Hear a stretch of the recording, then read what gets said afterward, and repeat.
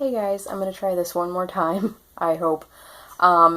This is going to be the classics that I want to read for the first half of 2016.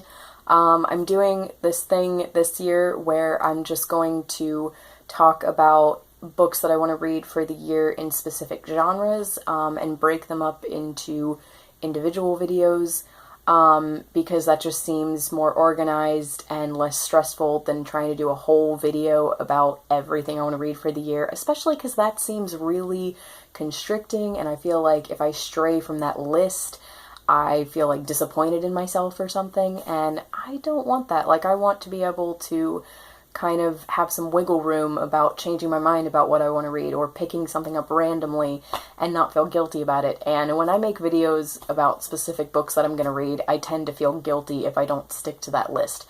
So, this is going to be kind of individual genres, and I'm going to do two different classics videos, one for the first half of the year, one for the second half of the year, and then one about all the fantasy I want to read this year, one about all the historical fiction that I want to read this year, and then maybe like a general fiction or a few general fiction videos.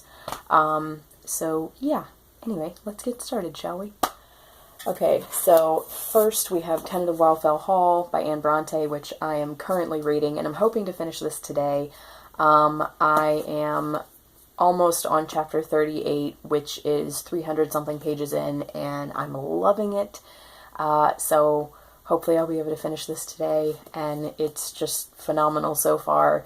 It might even be above Jane Eyre for me. I don't really know yet. I'll have to see at the end of it. And then I want to read, where is it? Did it fall down? Oh, here we go.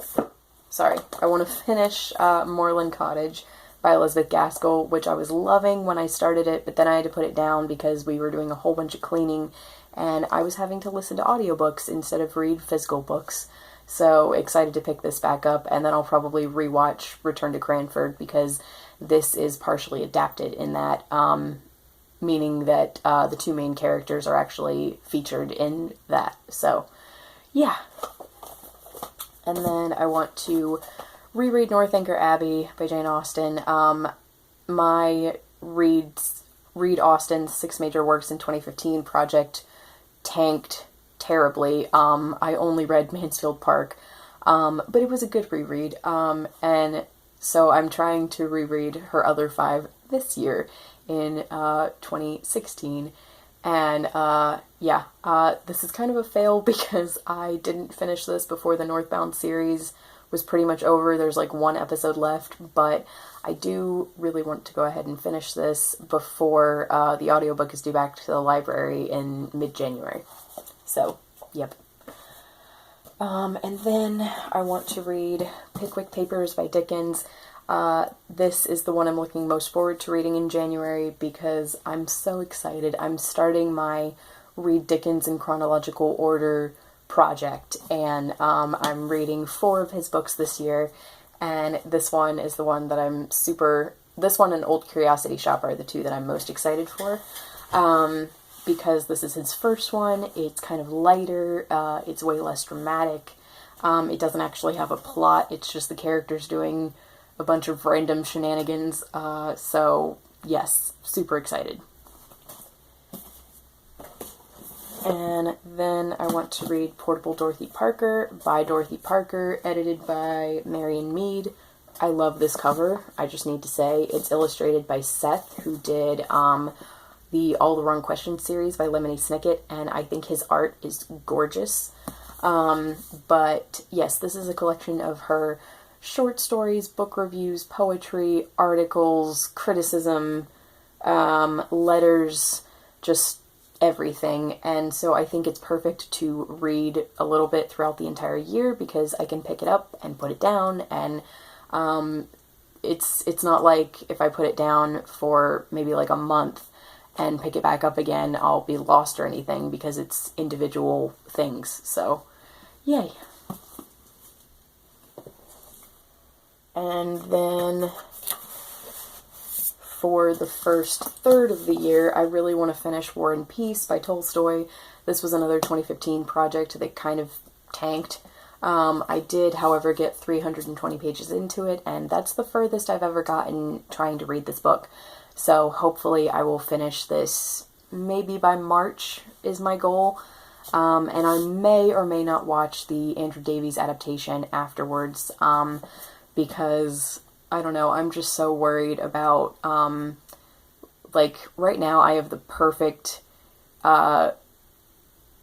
view of the adaptation, or like how I see this story, because of the 2007 adaptation, and I just don't want to ruin that by getting, like, watching another adaptation and having that be in my head instead. But I also really love Andrew Davies, and also Lily James is playing Natasha, which is just amazing. So I don't know, I might watch it. I'm gonna record it and just save it so that if I want to watch it I can. But yeah, excited for this one. And then in February, I want to read Les Miserables by Victor Hugo. This thing is a beast, if you can tell. I'm super excited about this because after researching all the different translations, this was the one that I landed on as being the one that I was most excited about, and the one that I thought I would enjoy the most on a first-time reading. And luckily, this translation happened to come in this beautiful penguin cloth-bound edition, so yay! And then in March, I want to read Count of Monte Cristo. Count of Monte Cristo by Alexander Dumas. There's a part in Shawshank Redemption where one of the characters calls him Alexandre Dumbass, and it's great. I love it. But yes, this is one of my favorite stories. I have yet to read the book, but the 2002 film as well as the 1934 film are two of my favorite films, and I just think that this is one of the greatest revenge story that I've ever heard of, ever. So I'm just very excited to actually read the book. And then in April, books are falling, I want to read Villette by Charlotte Bronte, because April 20th, I want to say, or 21st? No, not 20th. 21st, 26th, April something, is her 200th birthday.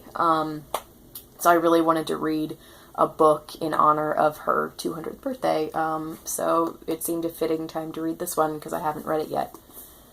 And then, oh gosh, I know I have more.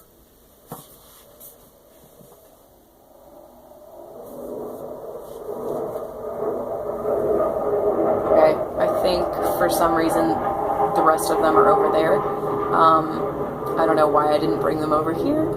But what I want to read in May is Little Women by Louisa May Alcott. And I know it's weird to read that in May when it starts and ends with Christmas.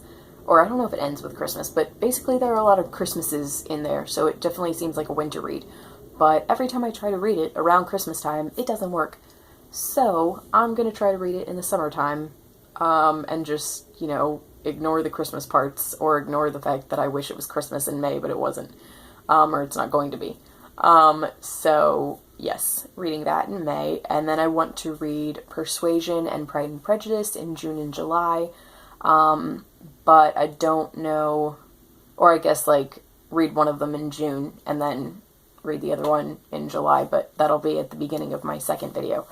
But yeah, I don't know which one of those I want to read in which month, so I don't know, we'll see. But those are the classics that I want to read for the first half of the year. Thank you guys so much for watching, and I will talk to you guys later, and I'll see you guys for my second part. Let me know if you guys have read any of these, what you think of them, if you want to read them, if you want more detail about any of them, and I'll talk to you guys later. Bye.